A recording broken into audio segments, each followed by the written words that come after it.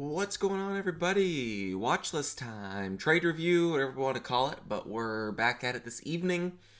I had joined Investors Underground with Chris yesterday, so if you guys want to check out Sunday Scan, I put that as the first link down in the description.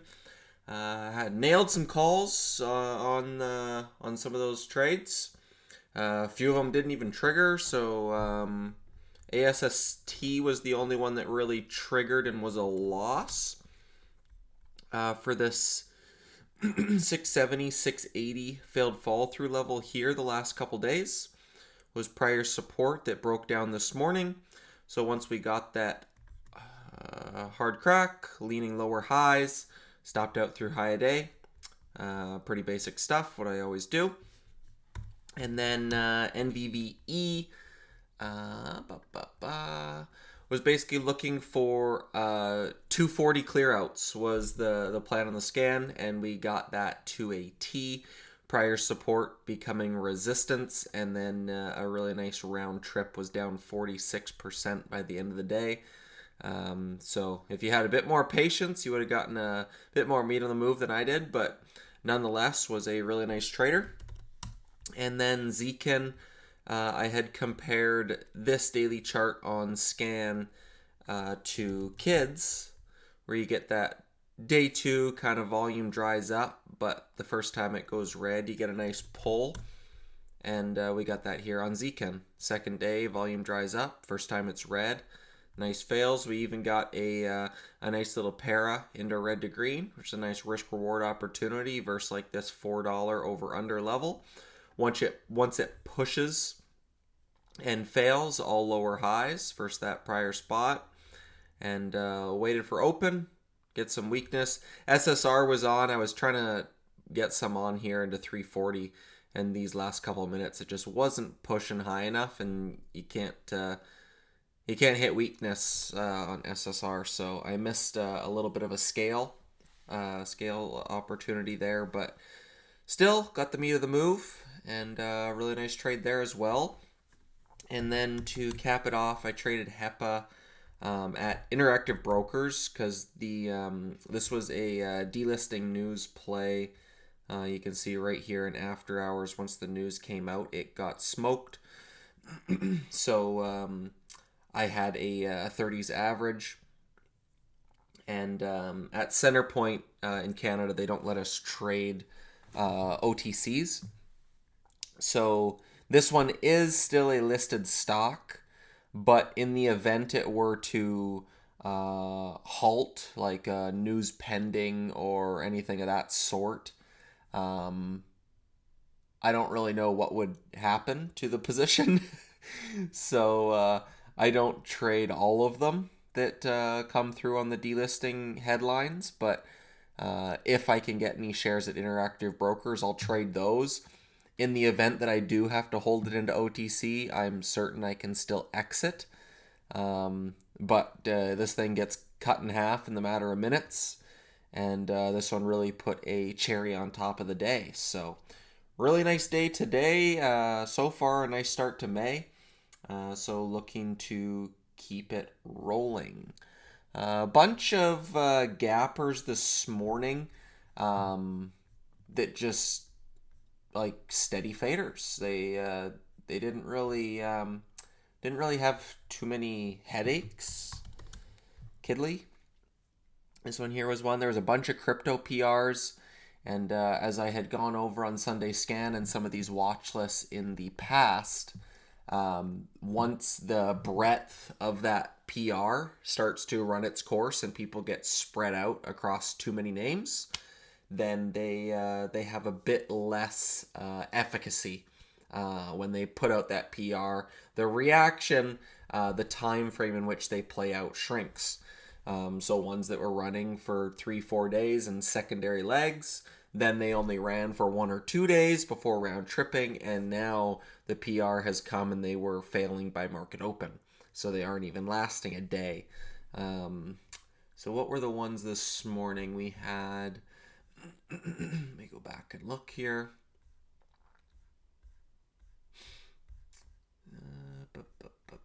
What did we have?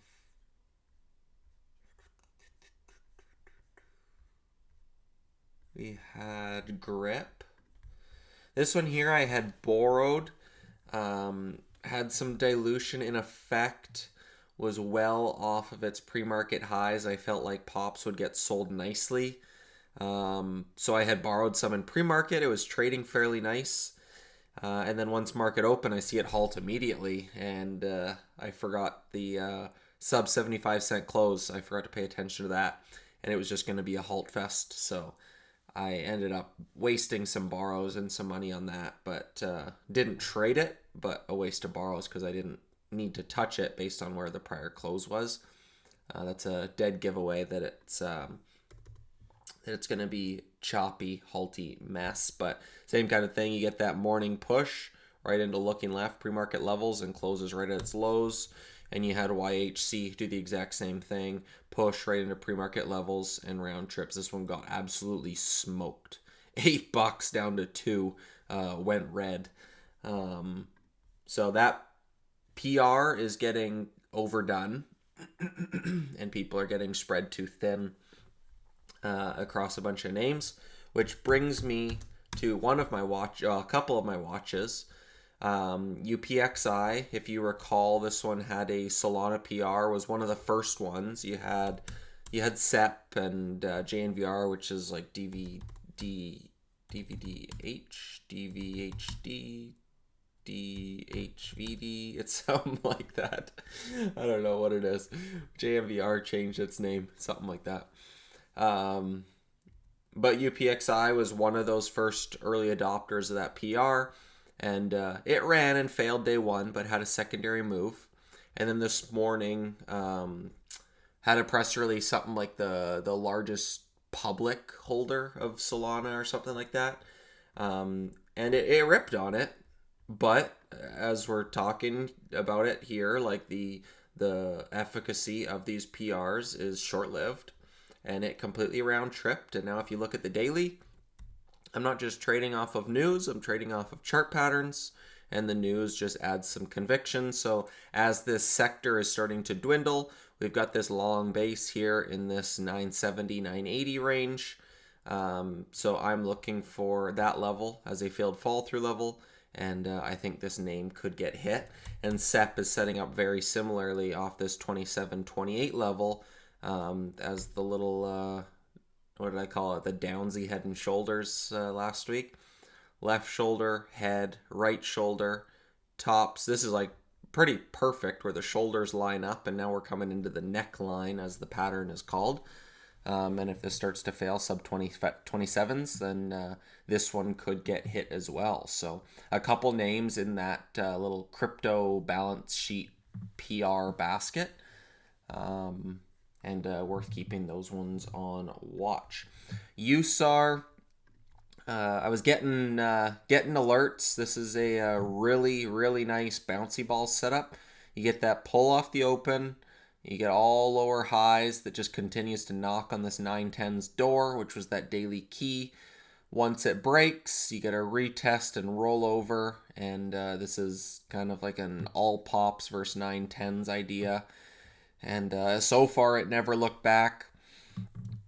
I think this one could continue to get hit for another, I don't know, maybe day or two.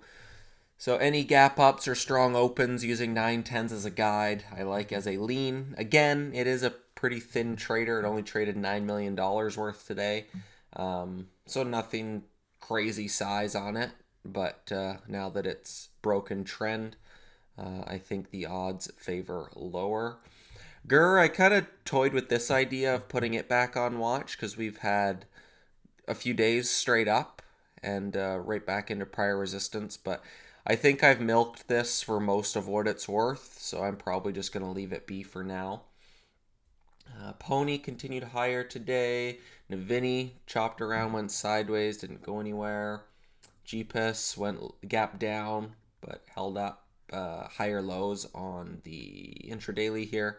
Coming higher low, higher low, higher low, higher low. Starts to fail 6, could get hit, but not really a chart pattern. Just keeping big percent gainers on watch.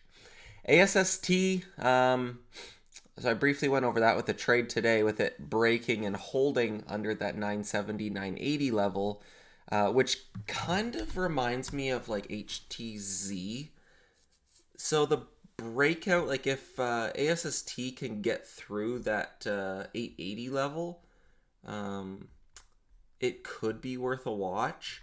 But like I think we're like over here in ASST, so it might not have sustained momentum into highs, but I think we could get one last shove and squeeze out through 880s. Could be like a reactive trade, whether you want to join that for a long or not through 880s. We definitely have this volume drying up. So on a day that you get like an opening range break or some sort of strength into those 880s, I think we could get a shove, maybe 9 or 10. But I think it would be short lived. I think this is looking a lot more like HTZ. 1 second. I just got 1 second.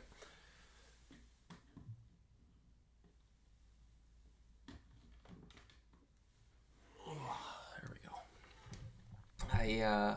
I've got monitors on a laptop. I don't use a tower computer, and I just got a low battery alert. Didn't want that to drop off.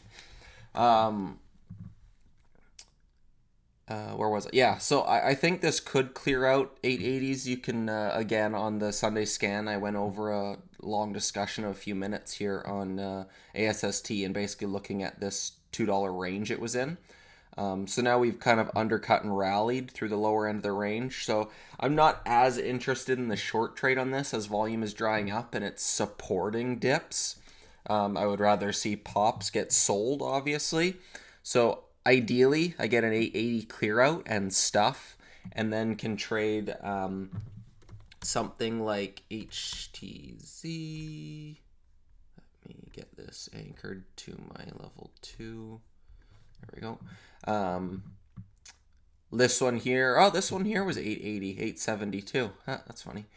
So we could get a clear out like this that might have to churn some folks before fading, or it could trade like GPUS where it comes back, clears out, chops for 2 days before pulling back. So that would be what I would look for on ASST to react to. AGMH had, I don't think it was any news, but just some volume coming in there in after hours. I don't know if people are loading this or what, but we've had a few of those just pops that it could be people working in their position, letting it fade, work in their position, let it fade, and they're just building a position into this base. And that's why I don't want to take it off radar. In the event it does break 11 eventually, and then dips are holding 11, I think that one could get going. Zcan, unfortunately, only trading 2 million shares today, so it's under that dollar volume requirement. All in all, I think based on where volume's traded, I think we could fade back sub 2. So similar setups to what I had here today. Any straight up spikes for failed follow through momentum. Any large gap downs, not super interested, but flat opens, slight gap downs and shoves back into this like $3 area. I like for a cautious fade. Lighter trader, but quiet idea as it continues to trade its range on the daily. NXTT, I'm going to throw this one on watch. That same setup as kids, NVVE, where you get the volume drop off on day 2 but doesn't go red. So now we've got 1-2 days of pull. We've got some bag holders overhead. I'd use this 350, 360 bounce high and prior support as a guide. So anything 350s plus is ideal, and I think we could sit back into that 2 range. So I will be interested as long as this one stays red. Look for it to pull red, pop stay heavy, and look to join that trend for lower. NVVE, the goal on this one was like an 80-cent round trip based on where warrants are. I think this could come back into like this $1 range. But nothing I'm really interested in trading at this point. I think the meat of the move has come. It's pulled from 360 down to 140. What more do you need to ask for? So not really a main watch on my end there. CTMX, day 1 runner. just putting it on radar. No plan there. GRYP, probably a quiet idea. If you get some gappers tomorrow, some 100% gappers that people can focus on, this one likely falls off of people's radar as the hot one from today. And as they move from day one gappers, they watch the ones tomorrow. So as long as there's activity in pre-market for those day one traders to trade, then I think this one should fizzle out. So pops for a quiet fader as long as there's attention elsewhere. Devs, unfortunately, didn't happen on Friday when it looked like it was breaking out, and then had some random volume come in there late day and just absolutely ripped. Gave the move I was looking for on Friday and gave it today. So pops into this $1 range, I think gets sold. It ran straight up from 30 cents to $1.40. That's not sustainable. So once it had its parabolic, double top, fail follow through, you get this left shoulder, neckline, right shoulder, and fails. So any pops into this 1 to 110 range are ideal, and look for failed follow through.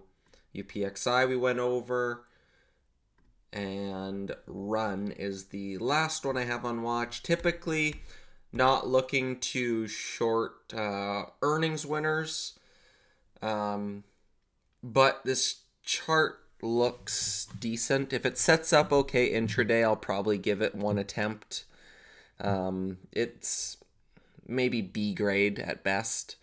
So if all those other setups and small caps and the bigger picture ideas, if none of those grab my attention, then I'll resort to this. It's up not quite 100%, maybe like 70% or so, up from 7 into 11s, which is $4 into 7. Yeah, you're right around 60 something percent. So nice move here off of earnings. Volume continues to speed up. Candles are getting slightly bigger. Nothing huge. So I need this to extend a little bit, gap up, maybe parabolic.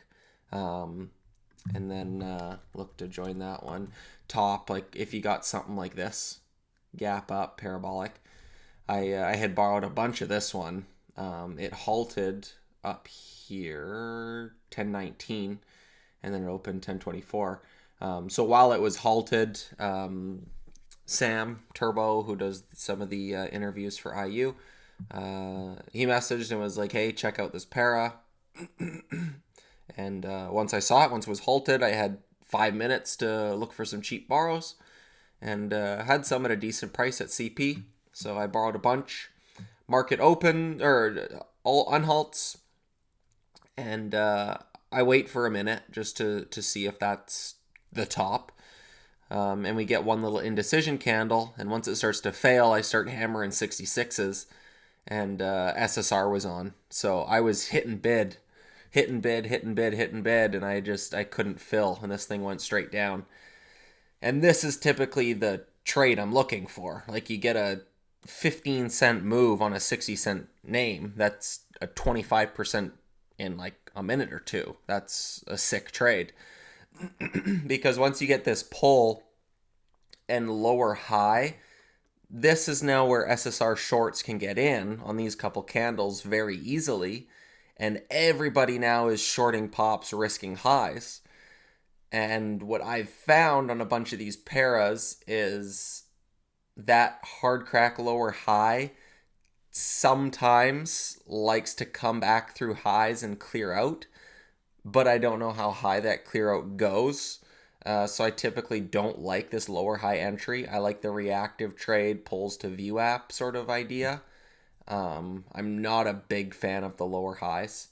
I've just seen them come back through high a day too often. And logically it makes sense. If everybody misses this pullback, then they've got to nail the bounce. And what's the logical risk is prior highs. So where is the most liquidity for anyone who wants to run stops is high a day, which is then typically a good reactive entry rather than a place to stop.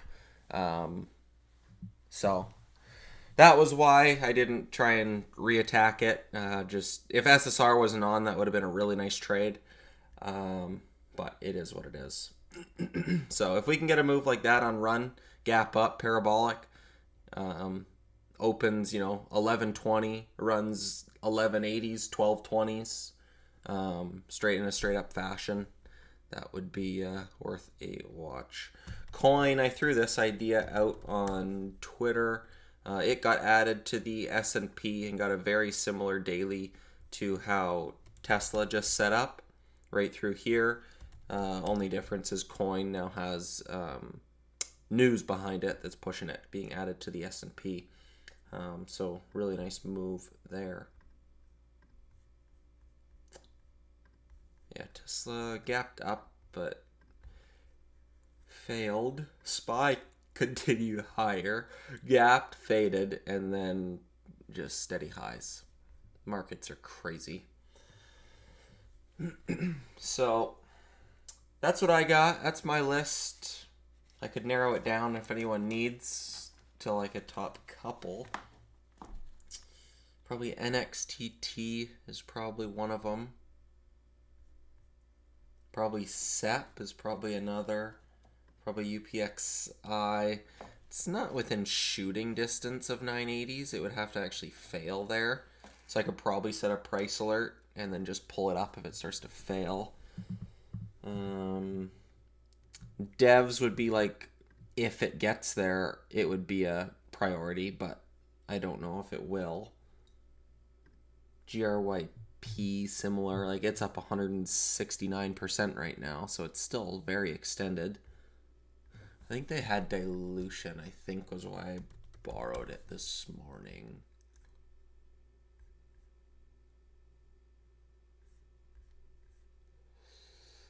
Let me see. Some warrants at 0 with an anti-dilution provision. Some warrants at $1.50. Bunch of warrants at $1.50. Convertible notes at $1.10.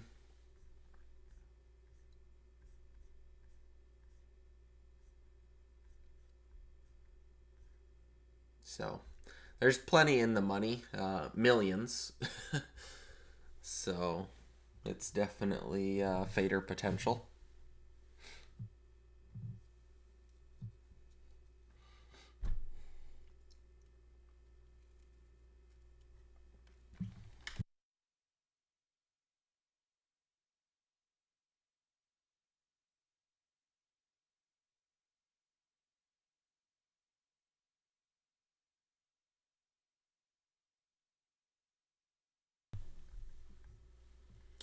And what else? What else? ASST, like, see, there's like contingency ideas, like if this happens, where like I'm pretty sure NXTT is going to set up, and I'm pretty sure SEP is going to set up based on how they closed.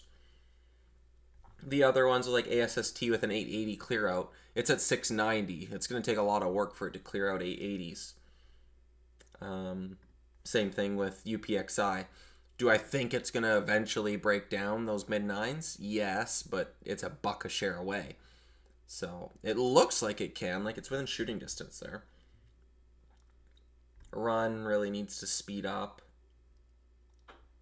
I like that little clear out there into the afternoon on NXTT. AGMH if it gets over 11. Man, I can't believe devs went today and not on Friday.